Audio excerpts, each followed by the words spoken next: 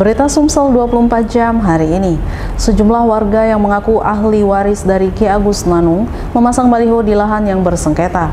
Pemasangan baliho dilakukan setelah penerbitan surat lahan dari BPN Kota Palembang atas nama berinisial LH. Linda Fatima bersama keluarga yang lain melakukan aksi protes dengan memegang kertas karton. Keluarga yang lain terlihat memasang spanduk di lahan yang berada di Jalan Kolonel Haji Burlian, Kelurahan Karya Baru, Kecamatan Alang-Alang Lebar, Palembang. Aksi yang dilakukan Linda ini terkait dengan lahan yang bersengketa. Terbaru, lahan tersebut sudah dikeluarkan sertifikat tanah dari BPN Palembang berinisial LH. Alhasil, Linda melakukan perlawanan dengan memasang baliho berukuran cukup besar. Dia mengaku lahan seluas 2,3 hektar yang disengketakan tersebut milik almarhum orang tuanya Ki Agus Nanung. Hal ini dibuktikan dengan surat pancung alas yang dikeluarkan pada tahun 1953. Dalam surat tersebut ada 9 hektar yang di dalamnya ada 2,3 hektar yang kini menjadi lahan sengketa. Sementara itu, kuasa hukum ahli waris Ki Agus Nanung, Sapriyadi Syamsuddin SHMH, menduga kasus ini sudah terjadi konspirasi dengan cara memberikan laporan dan keterangan palsu di Polda Sumsel. Selain itu, pihaknya juga menduga LH sudah membuat dokumen palsu serta melakukan pengerusakan berupa tanam tumbuh di lahan yang bersengketa. Atas objek sengketa tanah yang sudah mereka perjuangkan sejak lama, sebidang tanah dengan hak milik berdasarkan pancung alas di tahun 1953. Tanah tersebut diduga telah diserobot oleh orang yang bernama inisial LH. Jadi LH ini diduga berkonspirasi membuat dan menggunakan dokumen palsu berdasarkan fakta-fakta yang sudah didapatkan oleh ahli waris bahwa surat kepemilikan mereka pancung alas ini ditumpang tindihkan dengan menggunakan surat kepemilikan tanah. Reporter dan juru kamera Trisno Rusli, palpres.com.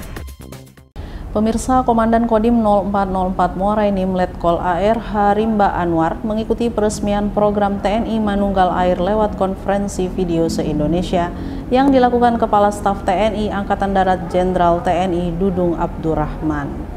Pelaksanaan konferensi video itu diikuti secara langsung dari lokasi pembangunan sumur bor di Desa Ulak Bandung, Kecamatan Hujan Mas, Kabupaten Muara Enim, Kamis lalu. Dihadiri seluruh dan ramil di jajaran Kodim 0404 Muara Enim, Polres Muara Enim, Kejari, Camat Hujan Mas, Hasman Hadi SIP, Kades Ulak Bandung Noviansyah SPD, dan masyarakat Desa Ulak Bandung dan tamu undangan lainnya. Dalam konferensi video, Kasat Jenderal TNI Dudung Abdurrahman menyampaikan beberapa wilayah di Indonesia mengalami krisis air bersih, terutama NTT, sehingga TNI AD merasa terpanggil untuk mengatasinya. Pembuatan pompa hidran dapat dijadikan pembelajaran bagi masyarakat karena biaya operasional dan pemeliharaannya sedikit. Selain itu, program bantuan fisik dan non-fisik terkait titik air bersih merupakan bentuk pengabdian prajurit TNI AD dalam mengatasi kesulitan rakyat. Dan Dim 0404 Muara Enim Letkol AR Harimba Anwar SIP MIP menuturkan, program air di Ulak Bandung Muara Enim merupakan bagian dari program TNI Manunggal Air Bersih di seluruh Indonesia untuk membantu masyarakat di tiap-tiap kodim yang wilayahnya kekurangan air bersih. Reporter dan juru kamera Andrianto, palpres.com. Tersangka kasus perampokan disertai pemerkosaan di Kota Lubuk Linggau akhirnya berhasil ditangkap anggota polisi. Dari hasil interogasi anggota, tersangka merupakan residivis kasus perampokan dan pemerkosaan. Anggota Polres Lubuk Linggau akhirnya berhasil menangkap tersangka perampokan disertai pemerkosaan terhadap korban di Kota Lubuk Linggau. Belakangan diketahui tersangka bernama Eko Sutiono ini merupakan residivis dengan kasus serupa. Kapolres Kota Lubuk Linggau AKBP Harisandi mengatakan, tim Macan Linggau berhasil menangkap tersangka di tempat persembunyiannya pada Ahad kemarin. Saat itu pelaku melawan petugas sehingga diberikan tindakan yang tegas dan terukur. Kapolres Linggau ulang. Kapolres menjelaskan kejadian berawal korban sedang tiduran di dalam kamarnya pada tanggal 14 Mei 2022 sekitar pukul 8 pagi. Korban mendengar suara benda terjatuh dari arah dapur dan pelaku langsung masuk ke dalam kamar korban dan menodongkan pisau ke arah korban. Di dalam kamar, pelaku mengambil ponsel dari tangan korban, laptop beserta tasnya serta uang milik korban.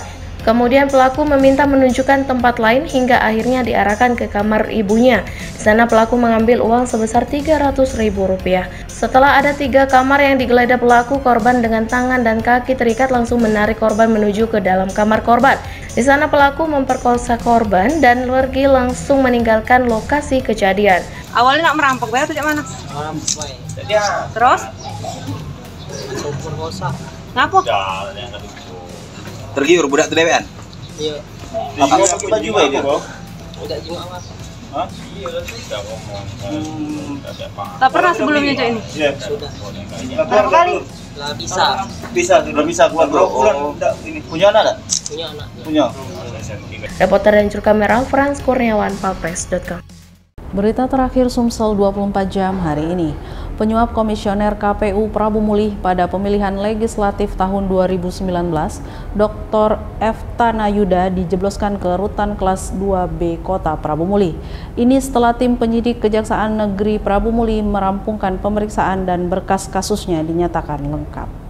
Dr. E.F. Tanayuda dijebloskan ke penjara menyusul mantan Komisioner KPU Prabu Mulih, Andri Swantana, yang telah lebih dulu ditahan dan ditetapkan sebagai tersangka oleh pihak Kejari Prabu Mulih.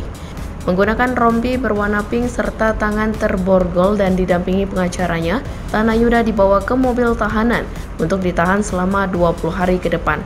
Kepala Kejaksaan Negeri Prabu Mulih Roy Riyadi SHMH didampingi Kasih Intel Anjastra Karya SHMH mengatakan pihaknya menahan Tanayuda, salah satu calon legislatif DPR RI 2019, karena memberi suap kepada mantan Komisioner KPU Kota Prabu Mulih.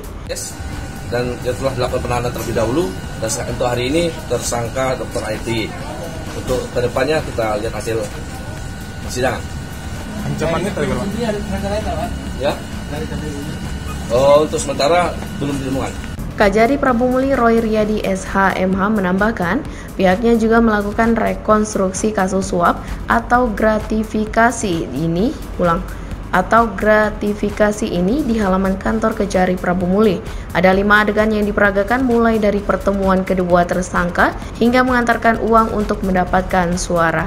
Terkait dengan dugaan tindak pidana suap yang dilakukan oleh oknum komisioner KPU Prabu Mulih atas nama tersangka S dan penjawabnya atas nama tersangka T. Dari beberapa adegan itu sudah diperagakan dan dihadirkan oleh kuasa hukum tersangka dan juga dihadirkan oleh jaksa penuntut umum. Jadi dalam hal ini Kejaksaan Negeri Prabu Mulih khususnya penyidik tentu dalam waktu dekat akan merampungkan hasil penyidikannya dan menggunakannya berkas perkara itu penuntutan dan nanti akan disidangkan di Pengadilan Tipikor. Reporter dan juru kamera Andrianto, palpres.com. Demikianlah berita Sumsel 24 jam hari ini. Jangan lupa untuk mendukung program kami lainnya di YouTube Palpres Official seperti podcast Cukup Pedas, Budak Lorong, Basing, Ternyata Bukan Mistis, dan Ruang Cerita bersama Kakak Juli. Saya Betanika Susmanda, sampai jumpa.